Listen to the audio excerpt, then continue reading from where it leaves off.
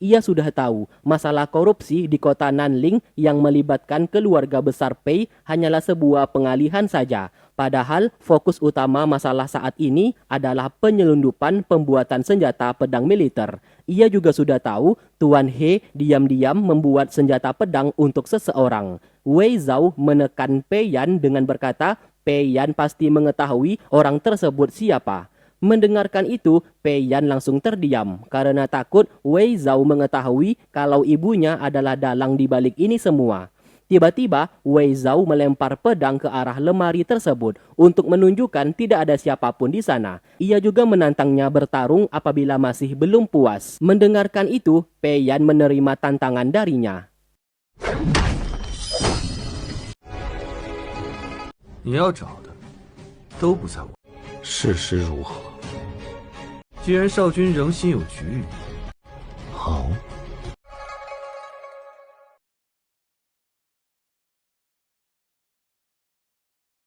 Mereka berdua pun lalu bertarung. Ternyata Wei Zhao sengaja melakukan itu sebagai pengalihan saja, supaya Pei Yan keluar dari kediamannya dan tidak menemukan keberadaan Jiang Qi di dalam lemari.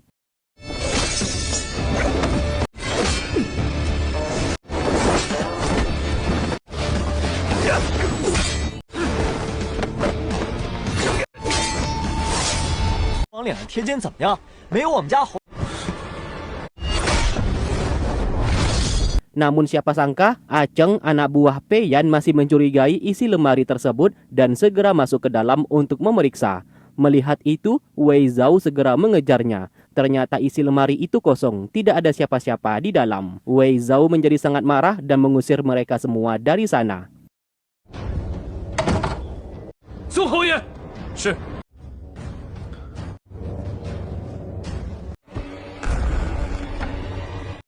裴衍猜到了我的身份，裴衍一定会想办法困住何振文手中裴氏的把柄，也必须握在我，他进不来，我出不去。下来吧。 Setelah itu, Wei Zhao menyuruhnya untuk keluar. Jiang Qi bersembunyi di atas ranjang tempat tidur.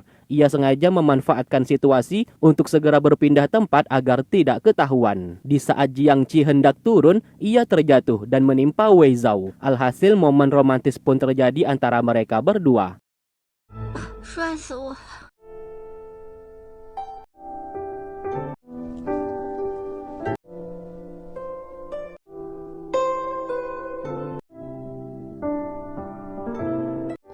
我脚麻了。 Sedangkan Pei Yan masih mencurigai Jiang Qi berada di dalam kamar milik Wei Zhao dan memerintahkan anak buahnya untuk terus mengawasi. Di sana, Chu Liang akhirnya berkata jujur kalau ia yang membantu Jiang Qi untuk kabur karena ia tidak ingin Jiang Qi terlibat ke dalam masalah lagi. Mendengarkan itu membuat Pei Yan sangat terkejut karena ia telah mencurigai Wei Zhao sebelumnya. Alhasil, Chu Liang dihukum untuk tidak keluar dari kamar sebelum ia memerintahkannya untuk keluar. 送崔先生回房，没有我的命令不准出门。我们要如何对付伪赵？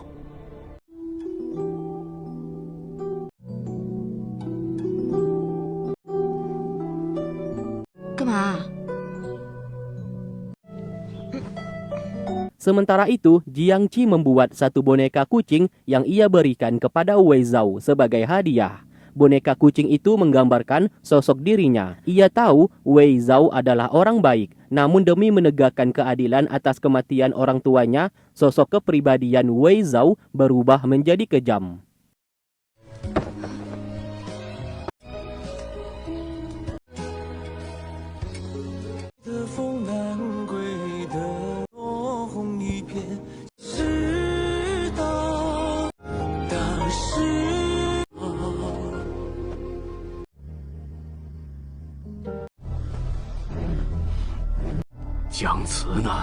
Di sisi lain, Pei Yan menghampiri Tuan He dan mendesaknya untuk menyerahkan buku rahasia tersebut. Tetap saja Tuan He menolak memberikan asalkan ditukar dengan nyawa Jiang Qi. Ternyata Pei Yan sudah tahu Tuan He secara diam-diam mengutus anak buahnya untuk mengirim buku rahasia itu ke ibu kota dan diserahkan kepada kaisar. Apabila itu berhasil, maka tamatlah riwayat keluarga Pei. Namun sayang, hal itu sudah diketahui oleh Pei Yan dan ia sudah mengutus pasukan untuk segera mengejarnya. Benar saja, anak buah Pei Yan berhasil mengejar dan menjebak anak buah milik Tuan He. 裴炎，我杀了你！你为我母亲殚精竭虑辛苦，我会派人为何大人负。裴炎，裴炎！ Baru saja mereka hendak mengambil buku rahasia itu, tiba-tiba datang seseorang yang juga ingin mengambilnya. Alhasil pertarungan singkat pun terjadi. Ternyata buku rahasia itu ada dua. Satunya didapatkan oleh penyusup barusan, satunya lagi didapatkan oleh mereka.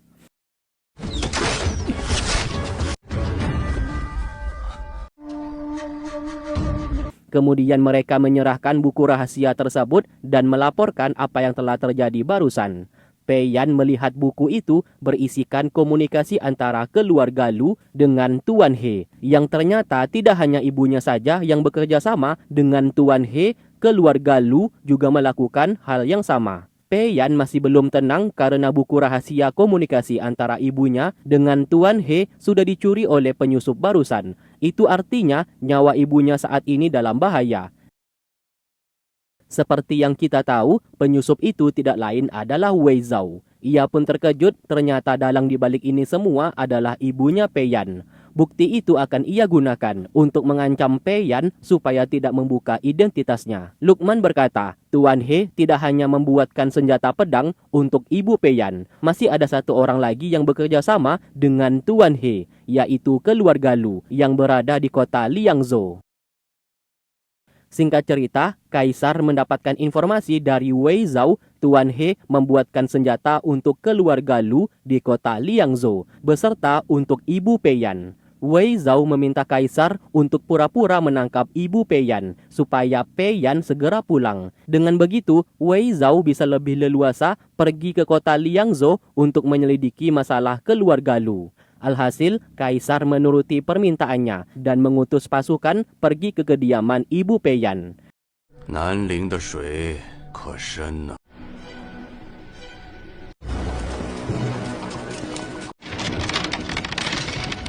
夫人，大事不好。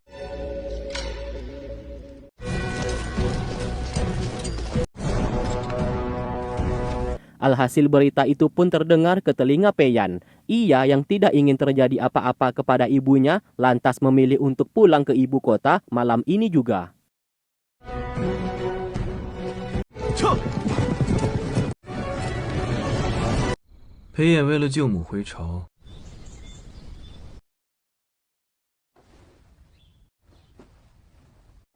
师傅，下次我好想你。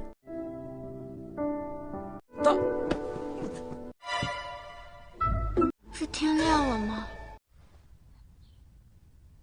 Singkatnya, Wei Zhao mendapatkan informasi dari Luqman, pelayan yang bernama Nyonya Yan yang dikatakan membunuh Raja Qing 20 tahun yang lalu, kini berada di kota Liangzhou.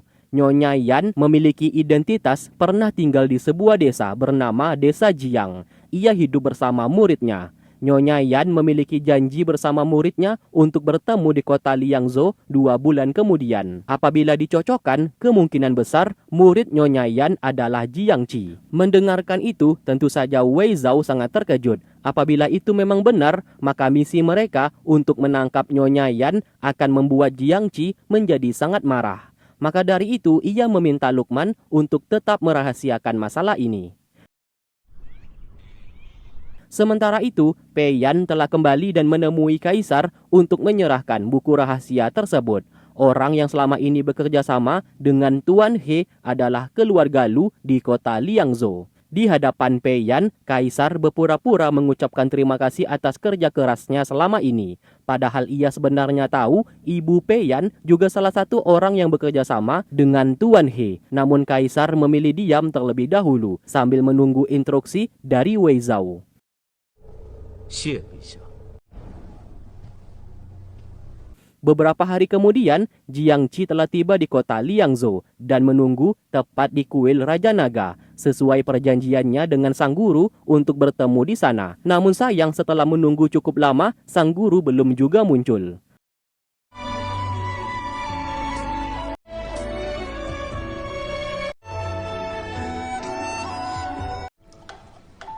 Lukman memberikan informasi saat ini kota Yulo sedang mengadakan pemilihan wali kota dan mereka harus segera pergi ke sana. Mendengarkan itu, Wei Zhao lantas memerintahkan Lukman untuk menyuruh seseorang berpura-pura sebagai utusan dari Nyonya Yan untuk menemui Jiangqi dalam mengabarkan gurunya tersebut telah pergi ke kota Yulo. Dengan begitu, Wei Zhao bisa membawa Jiangqi ke kota Yulo.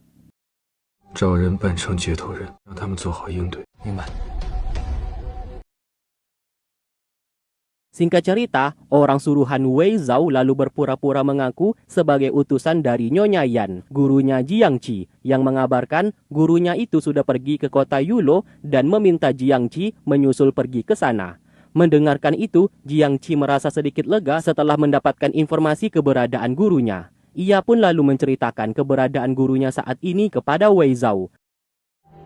后悔吗？ 你不是月落人吗？这离月落远。 Lantas, Wei Zhao mengajaknya pergi ke kota Yulo, sebab saat ini ia juga ingin pulang ke kampung halamannya. Tentu saja Jiangqi merasa senang dan bersedia pergi bersamanya.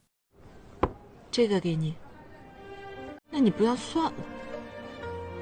Lalu di malam hari, saat Jiangqi sedang tidur, secara diam-diam, Wei Zhao menukar boneka kucing tersebut dengan boneka kucing miliknya. Hal itu hampir saja ketahuan karena Jiangqi terbangun dari tidur dan segera menghampiri. Untung saja ia tidak menyadari hal tersebut dan mengira Wei Zhao ingin mengambil salep untuk mengobati luka di tangannya. Ia pun mengolesi salep itu ke tangan Wei Zhao.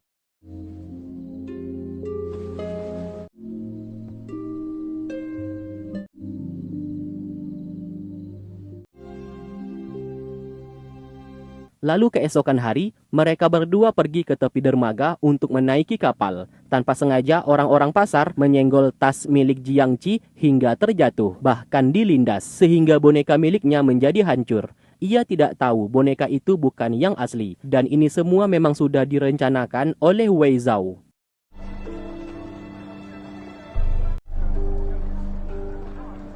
Sementara itu, Pei Yan didesak oleh ibunya untuk mengikuti rencana darinya, yaitu melakukan pemberontakan supaya kerajaan Daliang bisa mereka kuasai. Itulah alasan sang ibu memerintahkan Tuan He membuat senjata pedang untuknya. Seluruh harta benda yang berhasil dikumpulkan di kota Nanling akan dipakai oleh Pei Yan untuk melakukan pemberontakan. Mendengarkan hal tersebut, Pei Yan menjadi sangat marah kepada sang ibu. Padahal sejak awal ia tidak ingin melakukan hal tersebut. Ia pun memilih untuk tidak menjawab dan pergi dari sana. 二神告退。 Sementara di kota Liangzhou, Tuan Lu, pemimpin keluarga Lu, mendapatkan informasi Tuan He sudah ditangkap oleh Pei Yan karena ketahuan membuat senjata pedang untuk Tuan Lu. Saat ini fokus Kaisar tertuju kepada mereka yang dianggap seperti ingin melakukan pemberontakan. Berita itu pun membuat Tuan Lu menjadi sangat kesal. Lantas ia berencana menguasai kota Yulo. Ia sudah bekerja sama dengan salah satu tetua dari kota Yulo dan menyuruhnya supaya terpilih menjadi wali kota. Apabila rencananya berhasil, maka kota Yulo bisa dengan mudah ia kuasai.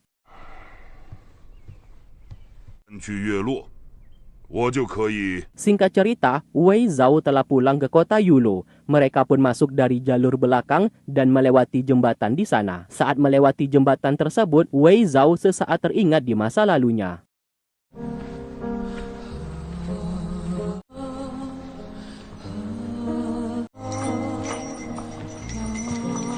Lalu kemudian mereka singgah di sebuah rumah tempat tinggal Paman Ping. Nenek tua di sana adalah ibunya Paman Ping yang sudah dianggap seperti orang tua sendiri oleh Wei Zhao. Nenek tua itu matanya buta dan ia pun memegang wajah Wei Zhao karena sudah lama tidak bertemu.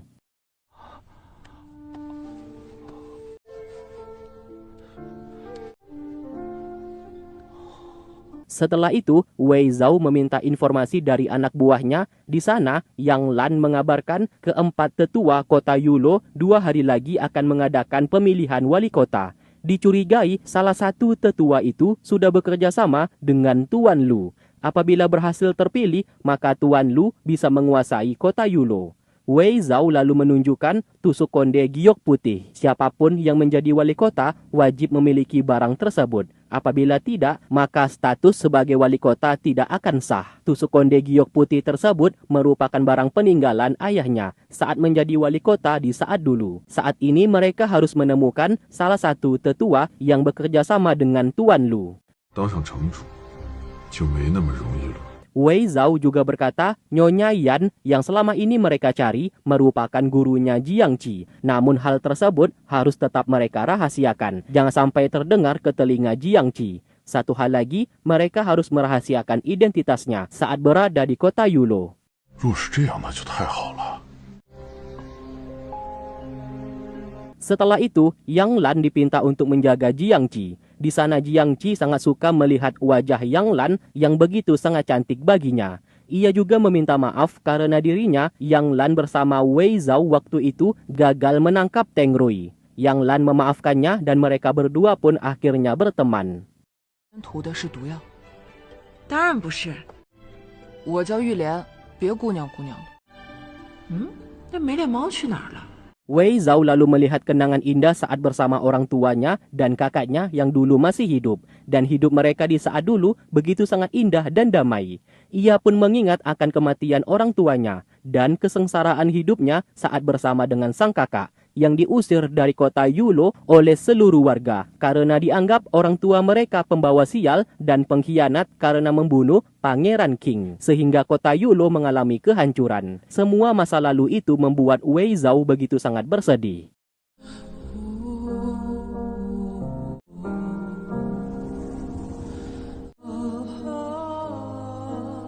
Sementara itu, Pei Yan menyadari Wei Zhao pasti sudah pergi ke kota Liangzhou untuk menyelidiki masalah Tuan Lu yang ingin melakukan pemberontakan. Ia juga curiga salah satu buku rahasia komunikasi antara ibunya dengan Tuan He sudah dicuri oleh Wei Zhao. Bagaimanapun caranya, ia harus bisa pergi ke kota Liangzhou untuk mendapatkan kembali buku rahasia tersebut. Jangan sampai jatuh ke tangan kaisar. Sesaat, Pei Yan teringat akan sosok Jiang Qi dan ia mulai merasakan getaran cinta di hatinya. Dan ia ingin membawa Jiang Qi pulang bersamanya. Namun saat ini ia tidak tahu keberadaannya di mana.